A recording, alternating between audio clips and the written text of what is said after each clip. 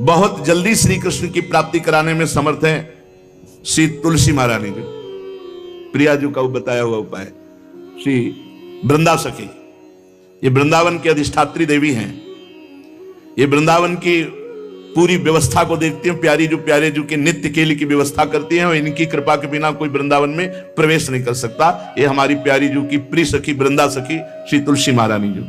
चंद्रानना सखी ने कहा कि परम सौभाग्यदम राधे महापुण्यम वरप्रदम श्री कृष्ण श्यापि लभ्यर्थम, उनका तुलसी सेवनम मतम। मेरे मत में यदि तुलसी जी की सेवा की जाए, तुलसी जी का यदि स्पर्श हो जाता है, तुलसी जी का नाम कीर्तन किया जाता है, तुलसी जी को प्रणाम किया जाता है, तुलसी जी का वृक्ष लगाया जाता है, तुलसी जी को जल अर्पित किया जाता है और तुलसी दल से नित्य भगवत सेवा की जाए, तो बहुत जल्दी श्री कृष्ण प्रसन्न हो जाते हैं। प्रतिदिन जो तुलसी जी की भक्ति करता है, तुलसी का पौधा रोप करके तुलसी जी का सिंचन करना, तुलसी जी को तिलक लगाना, तुलसी जी को माला पहनाना, तुलसी जी की परिक्रमा करना, तुलसी जी को प्रणाम करना, वो कोटि सहस्त्र युगों तक ऐसा महान सुकृत होता है कि भगवान श्री कृष्ण के नित्य समीप रहता है जो तुलसी जी की सेवा करता है। जब तक मनुष्य की लगाई हुई तुलसी की शाखा प्रशाखा बीज पुष्प सुंदर दल से तुलसी जी सुशोभित होती है, तब तक हजारों कल्पों में श्री हरिधाम में रहते हुए उसका कभी पुण्य नष्ट नहीं होता। जैसे एक दिन तो 1000 कल्प, 2 दिन 2000 कल्प, वो भगवान के नित्य धाम में महान सुकृत के बल से भगवत धाम में रहेगा जो तुलसी जी का पक्का मान लीजिए। जब स्वयं में थे तो तुलसी जी रोपण करके तुलसी जी का एक वन लगाया था और रोज नवीन नवीन मंजरी तुलसी दल लेकर प्रभु के चरणों में, कहीं ना कहीं तुलसी जी की कृपा हुई।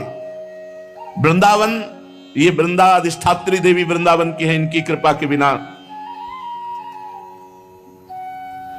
हे चंद्रादने, संपूर्ण पत्रों और पुष्पों को जो उतार करके सम्मान पूर्वक पहले प्रार्थना करनी चाहिए। हे वृंदा देवी, हे तुलसी जी, भगवान श्री हरि की पूजा के लिए या प्रियाजू की पूजा के लिए हम आपके कुछ मंजरी कुछ दल लेकर के सेवा करना चाहते हैं, आप कृपा करके मुझे दीजिए और फिर उतार लें।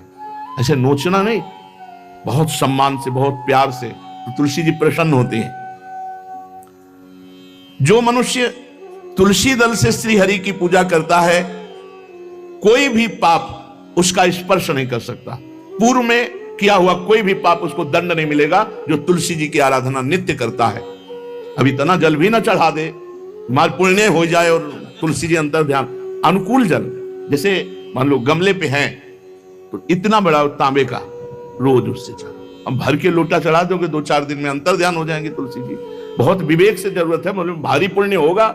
अब इतना बड़ा लोटा रोज जल चढ़ाओगे तो 2-4 दिन में पीली होके अंतर ध्यान हो जाएंगे। इतना जल, अनुकूल जल चाहिए। एक तांबे का छोटा सा लिया, ऐसे रोज डालो, उसमें कोई फर्क नहीं, और गमला उठाकर धूप में विराजमान करो। सेवा का मतलब क्या है? जो तुलसी जी को जल अर्पित करके तुलसी जी की सेवा करता है, हरि चिंतन करता है, कभी कोई पाप उसका स्पर्श नहीं कर सकता। 100 भार सोना, 400 भार चांदी का जो दान करने का फल होता है, वो एक तुलसी दल उतार जो अपने द्वारा लगाई हुई तुलसी दल, वो हरि के चरणों में अर्पित करो। ये 100 भार सोना और चांदी बराबरी नहीं हो सकती। कितना महत्व है। जो रोज तुलसी दल चयन कर, द्वादशी को ना चयन करे, द्वादशी को मतलब बहुत बड़ा अपराध लगता है तुलसी दल का, इस मतलब तुलसी के वृक्ष का भी स्पर्श न करे। प्रणाम नमस्कार दूर से, एक भी दल नहीं टूटना चाहिए। द्वादशी को ऐसा हमने महापुरुषों से सुना है कि मंजरी और पत्र उतारना ये ठीक नहीं, बिल्कुल नहीं ठीक है। ब्रह्म हत्या का फल लगता है, अगर जो पाप लगता है अगर कोई द्वादशी को तुलसी चयन, बहुत सावधानी से। जिसके घर में तुलसी का बगीचा होता है, कई पौधे होते हैं, उसको कहीं तीर्थ जाने की जरूरत नहीं, उसका घर तीर्थ है जिसके घर में तुलसी के पौधे हैं। और यमराज कभी उस घर में किसी भी मरने वाले को लेने नहीं आएंगे जिसके घर में तुलसी। लगा लो भैया तुलसी लगा लो घर में, काहे कोई यमराज को आने दोगे? सबके घर में तुलसी। कितना सुंदर पहले था, घर में आंगन होते थे, आंगन में एक बहुत बड़ा, और फिर उसमें तुलसी जी, और फिर उसमें 2-4 नर्मदेश्वर और शालिग्राम ऐसे, और फिर घर का हर व्यक्ति जल चढ़ाना, प्रणाम करना, नमस्कार करना, 4 पर। कितनी पवित्र पद्धतियां हमारी थी।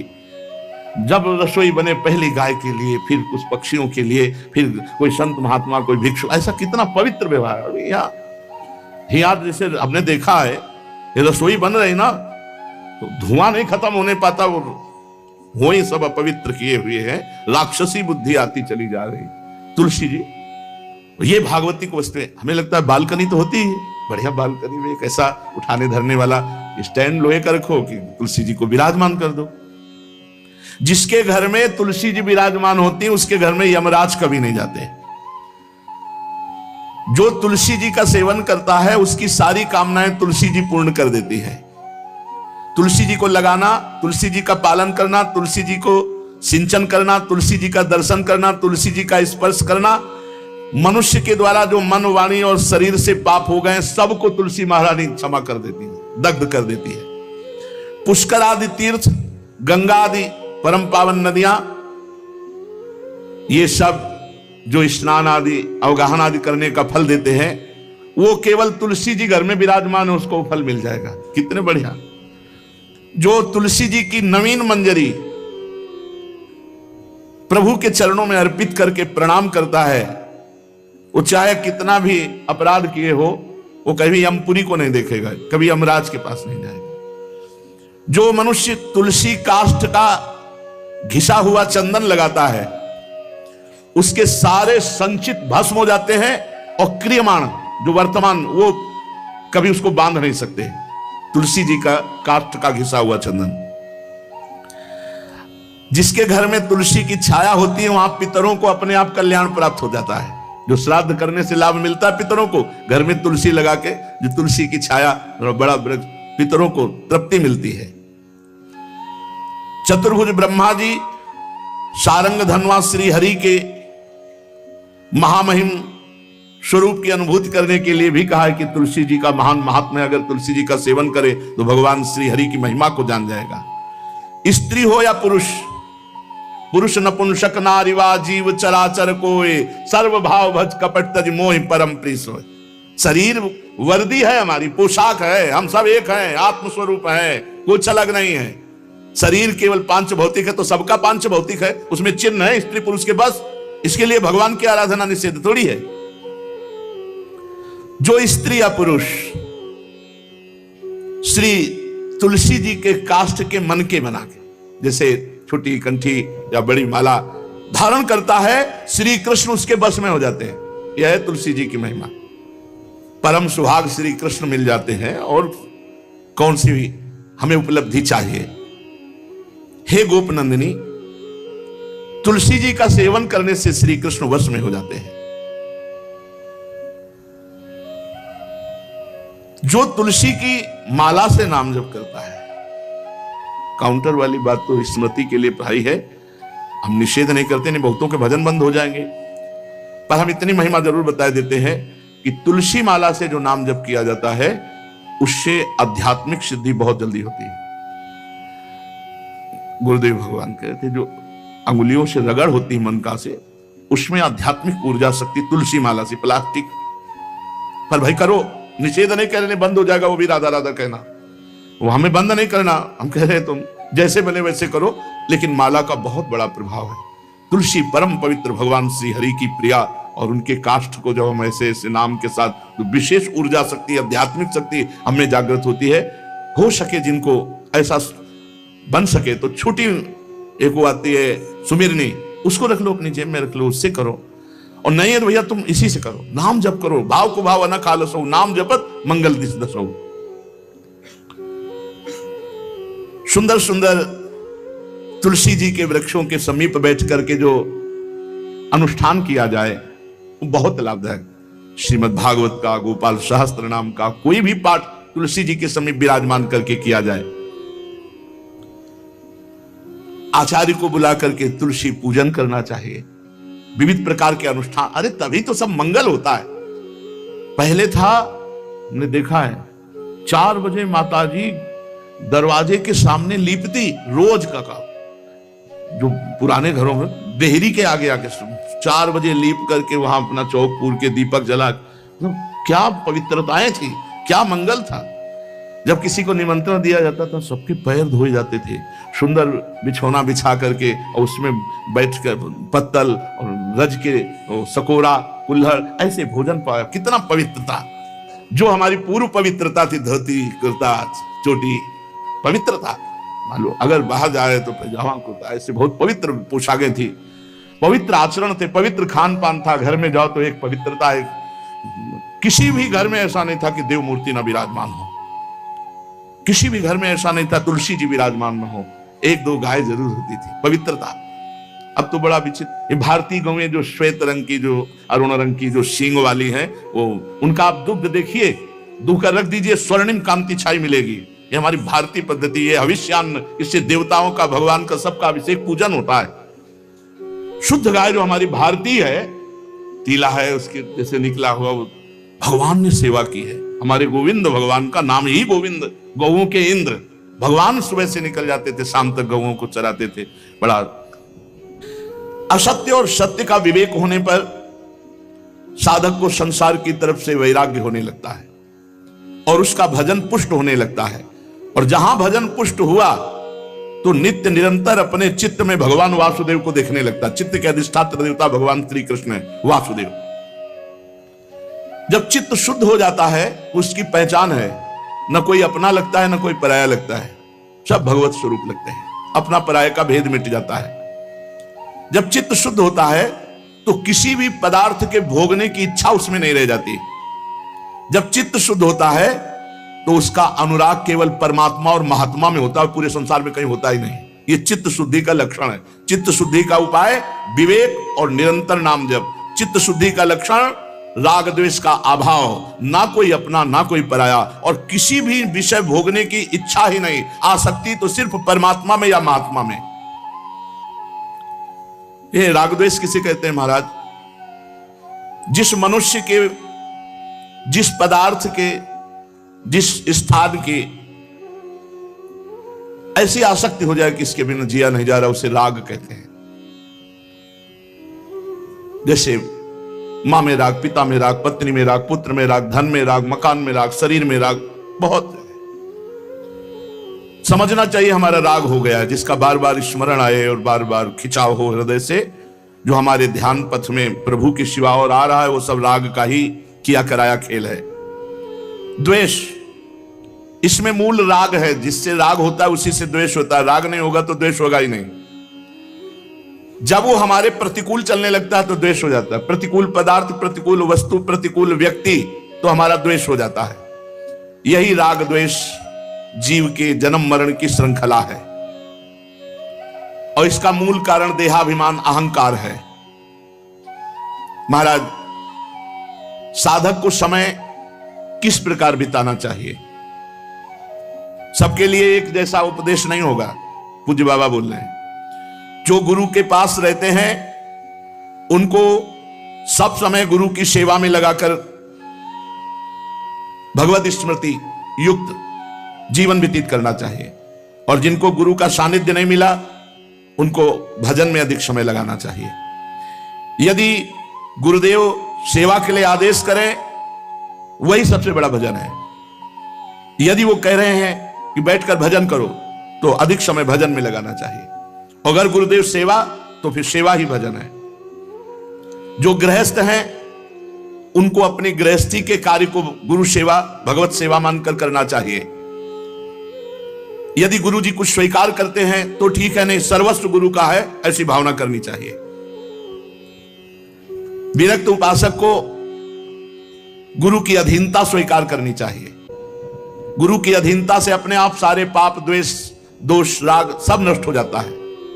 सबको यह तो ध्यान रखना है कि भगवती जो हमारी परम करुणामयी स्मृति स्वरूपा है, वो हमारे दिमाग में छाई रहे। महान तेजोमयी निकुंज देवी श्री स्वामिनी महामहिमामयी महारानी लाडली जो भगवती स्मृति ऐसी कृपा करें कि ये हमारी स्मृति में ही बस जाए, कभी स्मृति से दूर ना हो, चाहे हम सेवा परायण हो या एकांत बैठे हो। महाराज भगवान तो हमें दिखते नहीं, तो उनसे प्यार कैसे हो, उनकी शरण कैसे हो? भगवान तुम्हें दिखते नहीं, बड़े आश्चर्य की बात है, ये सब भगवान ही तो है। पूज्य बाबा अब उनकी ब्रह्ममयी दृष्टि है। चलो भगवान नहीं दिखते तो भगवान का नाम, भगवान की महिमा, भगवान के भक्त ये तो दिख रहे हैं, आप इनकी बात मानो, नाम जप करो, भगवान की लीला गुण गाओ, जैसे आदेश होता है वैसे सिद्धांत से चलो, भगवान दिखाई देने लगेंगे। जब तुम्हारे हृदय में शांति, आनंद, किसी के प्रति कोई भी द्वेष नहीं, तो जान लो अब भगवान प्रकाशित होने वाले हैं हृदय में। आनंद भगवान का स्वरूप है, शांति भगवान का, शांताकारम, जो आनंद सिंधु सुख राशि। जो भगवान को देखा नहीं और भगवान की शरण होकर नाम जप करते हैं, भगवान बहुत रीझ जाते हैं उनसे, वो तो देख ही रहे ना। महाराज जी आप बार बार भजन की बात करते हैं, भजन में तो नींद आ जाती है, फिर क्या करें? माला छूट जाती है भजन में। ऐसे बैठे रहो, प्रपंच सोचते रहो, नींद नहीं आएगी। 3 घंटा फिल्म देखते रहो, नींद नहीं आएगी। पता नहीं कैसा तमोगुण का प्रभाव है। बाबा कहते हैं कि जब नाम जप करने में नींद आने लगे तो जोर जोर से कीर्तन करने लगो। ये एकांत में करना चाहिए, सामूहिक जहां वास हो वहां नहीं करना चाहिए।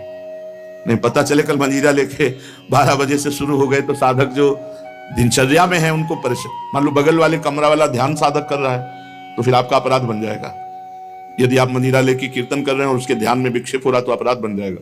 इसलिए जो भी साधना करो वो ऐसी करो कि दूसरे साधकों को विक्षेप ना पड़े, अपने कमरे के बाहर आवाज ना जाए। दूसरा उपाय, खड़े होकर जप करो, ये बहुत बढ़िया उपाय है। इस नींद रूपी दुश्मन से लड़ो।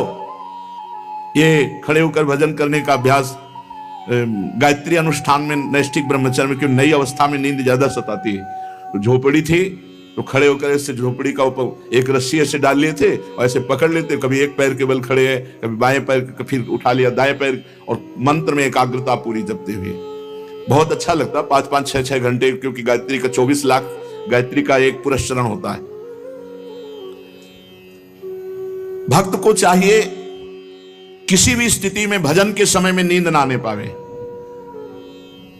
बहुत लड़ना पड़ता है, नींद से बहुत लड़ना पड़ता है, एकदम गुस्सा जाते हैं। जैसे बड़ी सावधानी से जप रहे हैं, पता नहीं कब गोल हो गए, माला छूट गया। जब देखा माला छूट गया तो एकदम गुस्सा, अब पूरा माला गया, अब फिर एक से शुरू करना पड़ा। जैसे मान लो आप 99 मनका पे पहुंच चुके हैं और आपका छूट गया तो अनुष्ठान में नहीं माना जाएगा, फिर वहीं से शुरू करो एक से। ये नहीं कि कहीं से भी पकड़ लो, वैसे शुरू करो, ऐसा नहीं। जब अनुष्ठान किया जाता है तो अगर जितने पे छूटा, अब ये काउंटर दिखाने से थोड़ी चलो, काउंटर आज चला है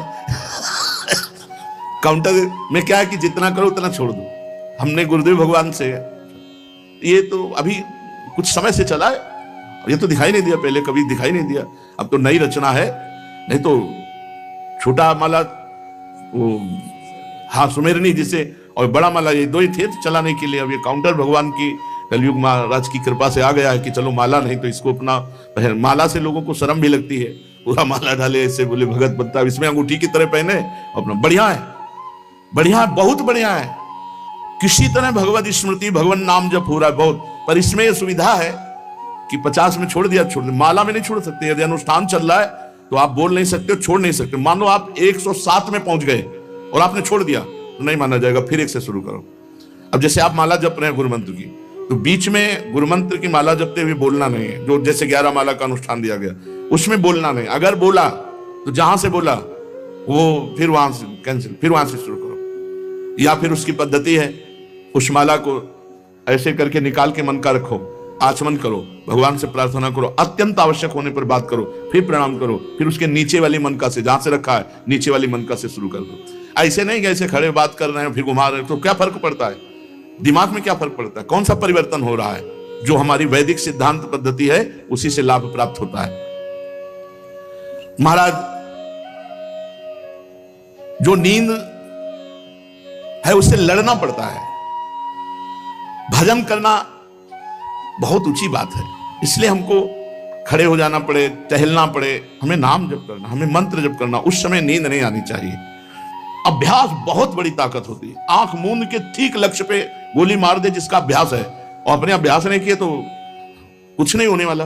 अभ्यास योग युक्तेन चेतसा नान्यगामिना।